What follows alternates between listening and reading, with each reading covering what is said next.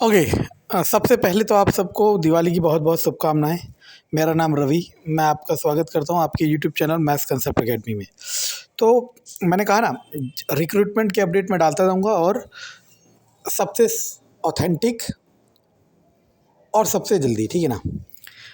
मुझे लग रहा था कि मैं ही हूँ, लेकिन ये एक पर्सनल बात है। मैंने देखा कि यहाँ तो भीड़ है, भीड़ मतलब हर कोई लगा हुआ है कि बस छा जाए, ठीक है। ऐसा कुछ नहीं है, ठीक है ना।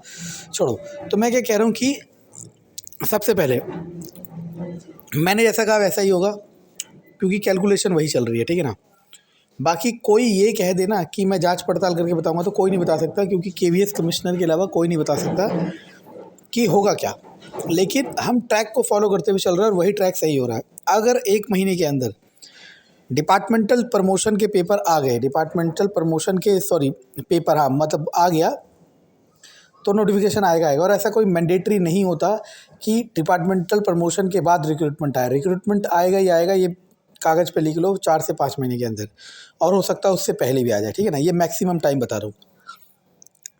तो कई बच्चे मुझसे पूछ रहे थे कि सर इस बार उन्हें ट्रांसफ़र में मौका नहीं मिला, तो क्या 2022 में जो ट्रांसफ़र आएंगे उनमें उन्हें मौका मिलेगा या नहीं। तो देखो, मैं बार बार क्यों कह रहा था कि 3 साल बाद ट्रांसफ़र होंगे। ऐसा ज़रूरी नहीं है कि 3 साल में होते हैं, लेकिन मैं इसका एक लॉजिकल रीज़न देता हूँ, और उस लॉजिकल रीज़न को सुनने के बाद आप लोग समझना कि मैं क्या कह रहा हूँ, ठीक है ना। और मैं आपको ये भी बताऊँगा, आपके जो भी डाउट हो केवीएस के रिगार्डिंग, सिर्फ केवीएस के रिगार्डिंग, वो हर डाउट मैं आपको बताऊँगा, ठीक है। तो सुनना मैं क्या कह रहा हूँ कि जैसे मैंने लिस्ट खोल रखी है, ये ट्रांसफ़र इस बार जो आए थे, जिसमें हमारा हुआ था, इस ट्रांसफ़र लिस्ट में देखो, एक पेज में 8 टीचर है,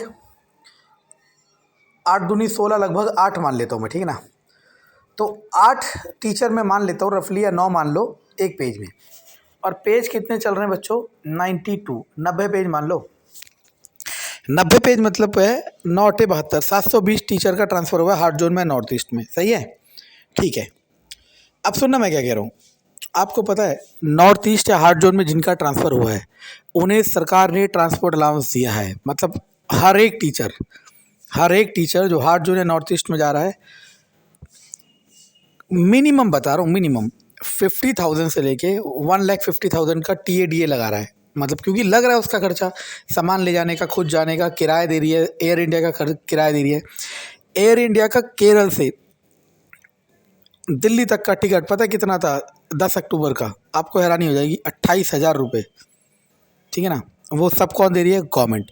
और जो कई तो अपने पूरे परिवार लेके गए, उन सब का पैसा भी कौन दे रही है? गवर्नमेंट दे रही है। अच्छी बात है, देना ही चाहिए, लेकिन मैं उस बात पे आर्ग्यू नहीं कर रहा। मैं बस ये बता रहा हूँ कि अगर एक टीचर, एवरेज मान लेता हूँ कि 50,000 भी टीचर गवर्नमेंट से इस ट्रांसफ़र में खर्च कराए केवीएस के। सुनना मैं क्या कहा, हम पे 720 टीचर थे, ठीक है ना, जो हार्ड जोन में गए हैं। और मैं अभी वो वाली लिस्ट की बात तो कर ही नहीं रहा जिसमें डिस्प्लेसमेंट, म्यूचुअल वाला, या फिर नो टेकर वाला। नो टेकर में भी दुनिया भर के हार्ड जोन है।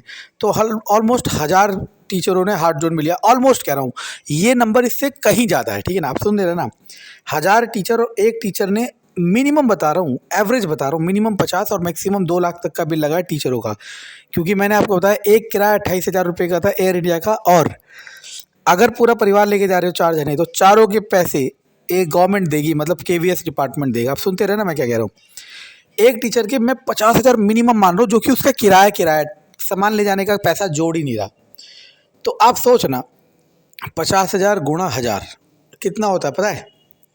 5 लाख, 50 लाख और 5 करोड़, ठीक है ना। समझे मैं क्या कह रहा हूँ। और ये बहुत छोटा नंबर बताया मैंने, ठीक है ना। 50,000 बहुत छोटा नंबर बताया है। तो ट्रांसफ़र प्रोसेस में करोड़ों रुपए का खर्चा आता है गवर्नमेंट का।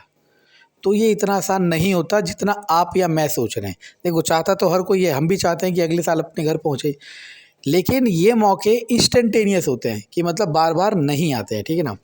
तो अब 2022 में ट्रांसफ़र फॉर्म देखने को नहीं मिलेगा, ये प्रैक्टिकल कैलकुलेशन है, चाहे आप कुछ भी सोच ले, ठीक है ना। चलो, ठीक है।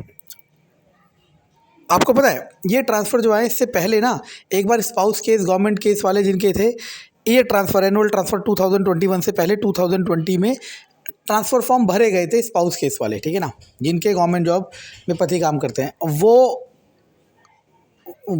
हमारी लैंग्वेज में कहते हैं भुस हो गए मतलब वो आगे प्रोसेस ही नहीं हुए, वो वही डंप हो गए थे जब ये वाले फॉर्म आए।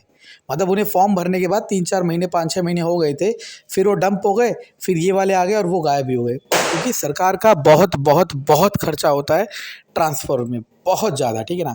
इसीलिए ऐसा मत सोचो कि इस बार नहीं तो अगली बार जो भी फैसला लो ट्रांसफ़र में वो बहुत प्रिसाइज़ लो, वरना